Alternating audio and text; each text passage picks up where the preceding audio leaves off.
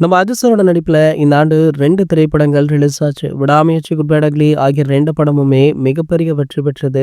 ஒரே ஆண்டுல 2 ஏகேவுடைய படங்கள பார்த்து ரசிகர்களுக்கு பல வருடம் ஆகிவிட்டது. ஆகையால ஏகே அவர்கள் செம்ம மூட்ல இருக்கார் அப்படின்றது அனைவருக்குமே தெரிய வந்தது. அதனடுத்து பார்த்தீங்கன்னா, தொடர்ச்சியாக ஏகே அவர்கள் வெளிநாடுகள்ல கார் பந்தயங்கள்ல கலந்து கொண்டுமே இருந்தார். தற்போது சமீபத்துல சென்னை திரும்பியிருக்காராம். சென்னை திரும்பிய உடனேயே அவருடைய மனைவியான ஷாலினியுடைய பர்த்டேவை பிரபல ஹோட்டல் ஒன்றில் செலிப்ரேட் பண்ணியிருக்காரு.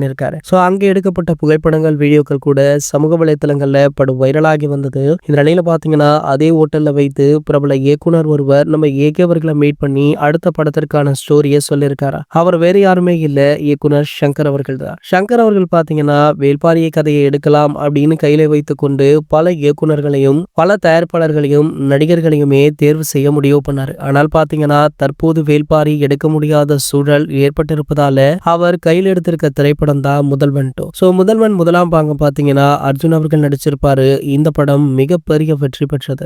தற்போது அர்ஜுன் அவர்களுடைய மார்க்கெட் அந்த அளவுக்கு இல்ல. ஆனா அந்த படத்துடைய தாக்கம் இன்றளவுமே ரசிகர்கள் மத்தியில இருக்கு. அப்படின்றதுனால தற்போது உள்ள டாப் ஸ்டார் ஒருவரை சூஸ் பண்ணி அந்த படத்தை நடிக்க வைக்கலாம் அப்படின்னு சங்கர் அவர்கள் முடிவு பண்ணியிருந்தாரா. அதனாலதான் பாத்தீங்கன்னா ஏகே அவர்களை சமீபத்தில் இவர் சந்தித்துள்ளதாக சொல்லப்படுது.